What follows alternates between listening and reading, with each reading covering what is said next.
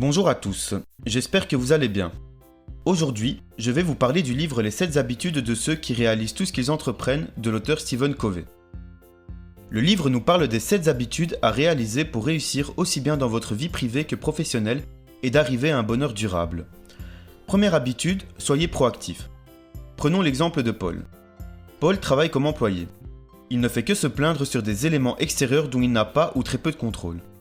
Il pense qu'il n'a pas de promotion car son patron est injuste et que son salaire est trop bas.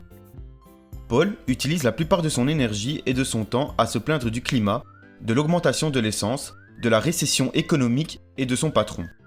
Il ne fait rien pour changer le cours de sa vie. Paul est quelqu'un de réactif. Il se concentre uniquement sur les éléments extérieurs qu'il ne peut pas changer et sur lesquels il n'a pas de contrôle. A l'inverse, Damien travaille dans la même firme que Paul. Celui-ci sait très bien qu'il y a des choses qu'il ne peut pas changer. Au lieu de se plaindre, Damien va utiliser son temps pour acquérir des compétences dans le but d'améliorer son travail. Il va également prendre la peine d'obtenir un entretien avec son patron afin de connaître ses axes d'amélioration.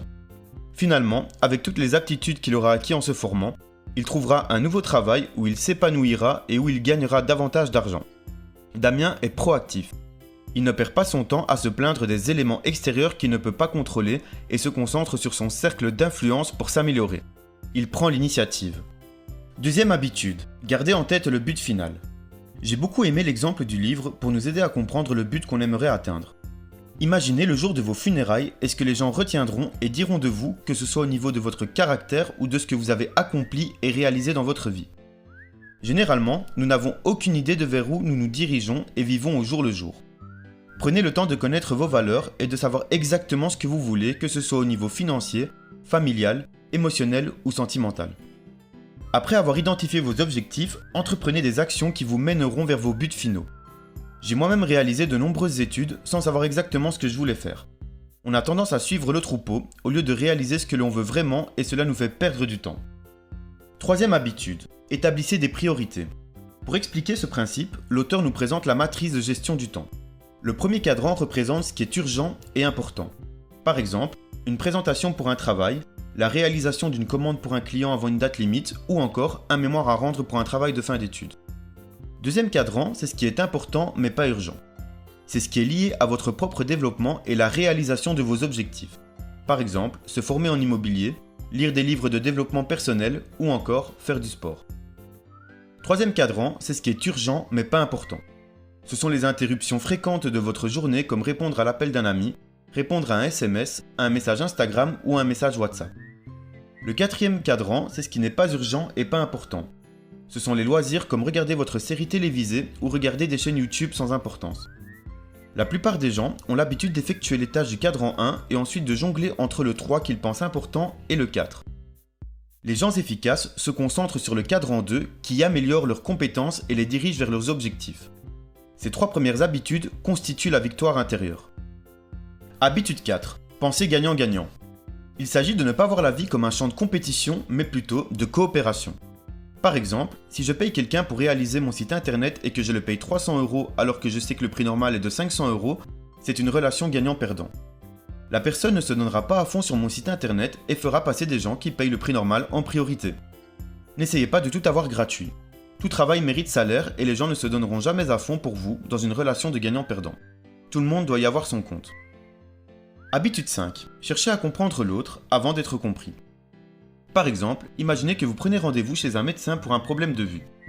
Celui-ci vous passe ses lunettes en disant qu'elles fonctionnent pour lui, mais vous voyez toujours flou.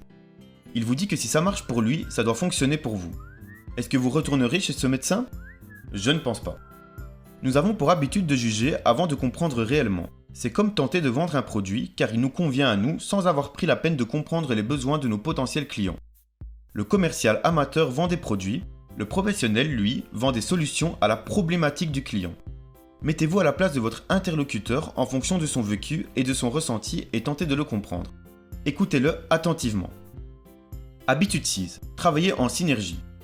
Reprenons l'exemple du site internet. J'aurais pu apprendre tout seul à en créer un, à passer de nombreuses heures à me former pour un rendu qui ne sera certainement pas meilleur que si j'avais demandé à un professionnel de le créer. J'économise de l'énergie et je peux générer plus d'argent si mon site est professionnel que si je l'avais réalisé tout seul. Le concept est qu'en travaillant ensemble, les résultats sont meilleurs. Dans un projet commun, vos idées additionnées à ceux de vos partenaires créeront une idée meilleure que vous n'aurez pas pu trouver seul. C'est le principe de la synergie. Habitude 7, aiguisez vos facultés. Pour accroître son efficacité, il faut s'améliorer quotidiennement dans 4 aspects de la vie. Premièrement, l'aspect physique. Il s'agit de prendre soin de votre corps en faisant du sport et en adoptant une nutrition saine. Deuxièmement, l'aspect spirituel.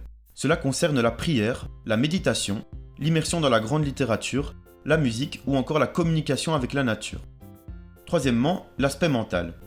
Il s'agit de l'écriture ou la lecture.